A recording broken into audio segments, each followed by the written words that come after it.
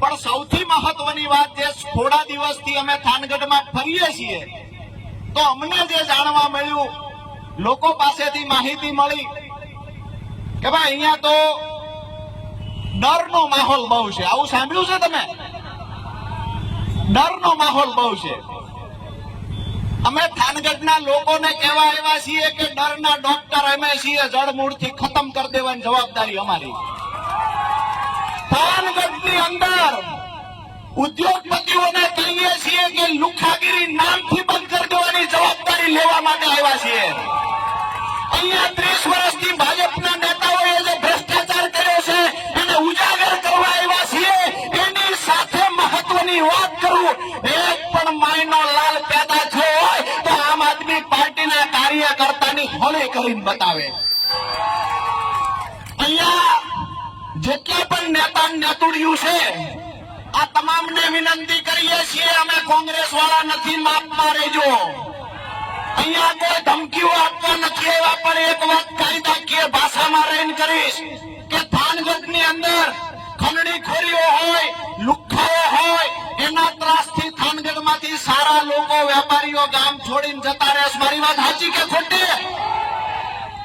આ તમામ લોકોનું રક્ષણ પૂરું પાડવાની જવાબદારી આજે પીપળાવાળા ચોકમાંથી આમ આદમી પાર્ટી લઈ રહી છે. જે લોકો અહીંયા અમારી વાત સાંભળે છે, જે સોશિયલ મીડિયાના માધ્યમથી સાંભળે છે, એને પણ કહીએ છીએ, અને જે લોકો ભાજપના ડરથી આજે ઘરે બેઠા છે એને પણ કહીએ છીએ કે ખુલીને એક વખત બહાર નીકળો. આ રાજુ કરપડાની જવાબદારી છે તમારી સામે ઊંચી આંખ કોણ કરે છે જોવાની. વાત રહી અધિકારીઓની, તો અમે કાયદો ભણીને આવ્યા છીએ, અંગૂઠા સાફ નથી. અધિકારીઓને નમ્ર વિનંતી કરીએ છીએ કે ચૂંટણીની અંદર એક પણ આમ આદમી પાર્ટીનો ઉમેદવાર એની મીટિંગ, એના કાર્યક્રમોને ડિસ્ટર્બ કરવાની કોશિશ ન કરતા, નહીતર તમારી હાથ પેઢી યાદ રાખશે તમે કોની હોળી કરી હતી. બાકીની વાતો જે છે કે અહીંયા જે લોકો મોટી મોટી માઇનિંગની ખાણો ચલાવે છે, જે લોકોએ ભ્રષ્ટાચાર કરીને આ જ રોડ ઉપર આગળ બંગલા કર્યા છે. મારી વાત સાચી કે ખોટી? આ જ રોડ ઉપર આગળ જાવ એટલે બંગલાઓ દેખાય છે આપણને. તો આ તમામ ભ્રષ્ટાચારીઓને કહીએ છીએ તમારો કાળ બનીને આમ આદમી પાર્ટી થાનગઢમાં આવી છે.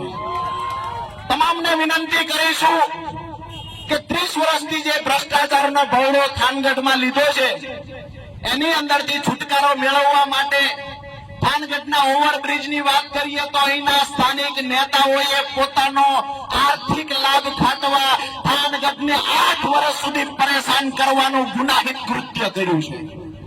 એ લોકોને જવાબ આપવાનો સમય બાકી ગયો છે કે ના?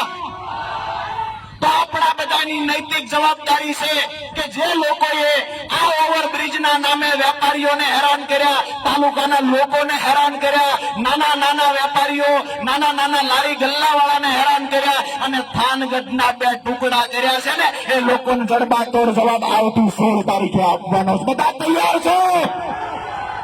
બીજી મહત્વની વાત